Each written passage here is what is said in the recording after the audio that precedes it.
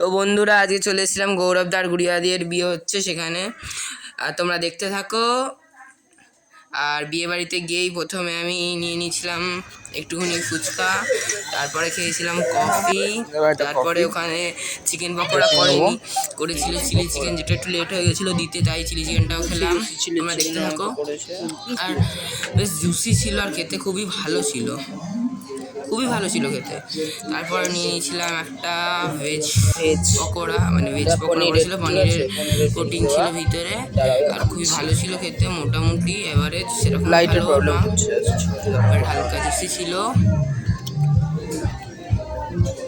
পনিরের কিমা করে লাইটের প্রবলেম হচ্ছে একটুনি। আর বন্ধুরা, এই দেখো, মোটামুটি ভালোই হয়েছিল, মোটামুটি। এবার চলে এসেছি না মেন কোর্সে। দেখে না তোমরা মেনুটা। ফিশ ফ্রাই, স্যালাড, নান, চানা পনির, পিস পোলাও, চিলি পনির সবই ছিল, প্রায় বলতে পারলাম না, দেখে নাও। আস্তে আস্তে সব দেবে, সবই ট্রাই করেছি। ফিশ ফ্রাই দিয়ে দিয়েছিল।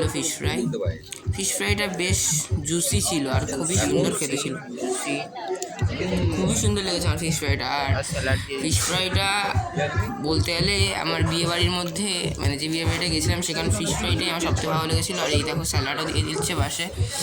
অনেকে ভেজিটেরিয়ান ছিল, যার জন্য পেঁয়াজটা দিচ্ছিল না ওরা। আর এই খাচ্ছি, দেখে নাও, প্রায় ভালোই হয়েছিল আর খুবই ভালো লেগেছে আমার ফিশ ফ্রাইটা, বেশ ক্রাঞ্চি ছিল উপরে। দিয়ে দিয়েছে বাটার নান, এরপর দিয়ে দিয়েছিল বাটার নান আর পনির আর চানা পনির। নানটা একটুখানি আগে করা হয়েছিল তাই গরম ছিল না, হালকা ঠান্ডা গেছিলো, কিন্তু নরম ছিল। আর তরকারিটা বেশ ভালো হয়েছিল, ছোটো ছোটো পনিরের কিউব দেওয়া ছিল। কিন্তু আমি একটা জিনিসে ডিসঅ্যাপয়েন্ট হয়েছি, এখানে একটুখানি এই তরকারিটা যে গোলমরিচ গুঁড়ো দিয়েছিল, গোলমরিচ গুঁড়োটা একটুখানি, ওর যে গোলমরিচের স্বাদটা সেটা একটু বেশি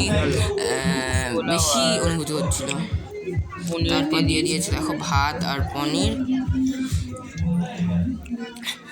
পনিরের কিউবগুলো খুব ভালো লাগছিলো খেতে। আর পনিরটা খুব ভালোভাবে খাওয়া হয়েছিল, মানে ভালোভাবে রান্না করা হয়েছিল পনিরটা, আর আমার খেতে খুবই ভালো লেগেছে।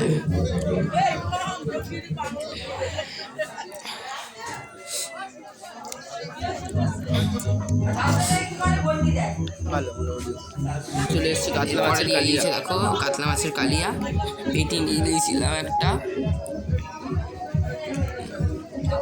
মাছটা বেশ নরম ছিল আর ভালোই লাগছিলো খেতে। আমি গ্রেভি নিইনি, কারণ গ্রেভিটা আমার ঠিক ভালো লাগেনি কালারটা দেখে, তাই জন্য গ্রেভিটাও নিইনি। ছোটোখাটোই বিয়ে বাড়িটা ছিল, কারণ ওদের আর্থিক অবস্থাটা ভালো না। আর ফিশ ফ্রাই, মানে কাতলা মাছের কালিয়াটা খেতে খুবই ভালো ছিল।